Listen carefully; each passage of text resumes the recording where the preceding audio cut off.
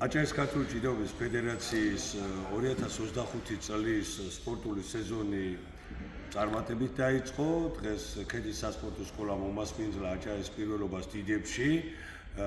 საკმაოდ საინტერესო ურთაბრძოლები იყო, ღირსეულთა შორის ღირსეული სპორტსმენები გამოვლინდნენ სხვადასხვა საპრიზო ადგილებზე. დღეს ჩამოყალიბდა აჭარის ნაკრები დიდებში, რომელიც მიმდინარე წლის 14-15 თებერვალს კასპში მე დარწმუნებული ვარ აქტიურად იასპარეზებს საქართველოს პირველობაზე დიდებში იმ პირველობაზე, სადაც უნდა მოხდეს საქართველოს ნაკრების დაყენება, რომელიც 2025 წლის აპრილის თვეში ევროპის ჩემპიონატზე ქართულ ჭიდაობაში ბულგარეთში იასპარეზებს.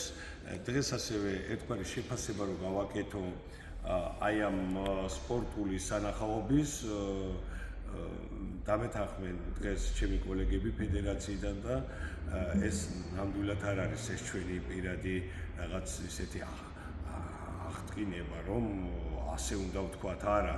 დღეს ჩვენი სპორტსმენები საკმაოდ ღირსეულად ასპარეზობდნენ, მიუხედავად იმისა, რომ ძალიან ბევრი გვინდა ჩვენ სასულე სპორტულ შედეგი დავდოთ, მაინც მათ იყო აი 60 კილოგრამ წონით კატეგორიაში გორგაძის და მჟავანაძის შერკინება, 80 კილოგრამ წონით კატეგორიაში რიჩარდ ფუტკარაძის და ომარ აბაშიძის შერკინება, 90-ში ასევე გოგიტა ზოიძის.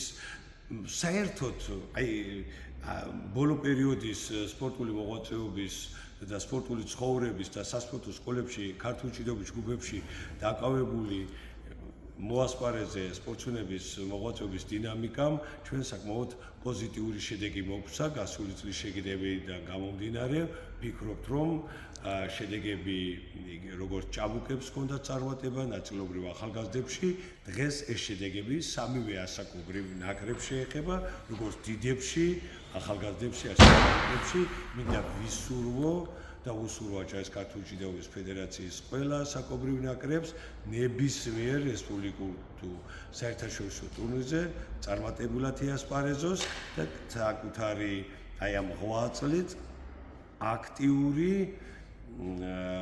შედეგი, აქტიური პირადი მონაცემი დადოს ზოგადად ჩვენი ფედერაციის სპორტულ საქმიანობაში.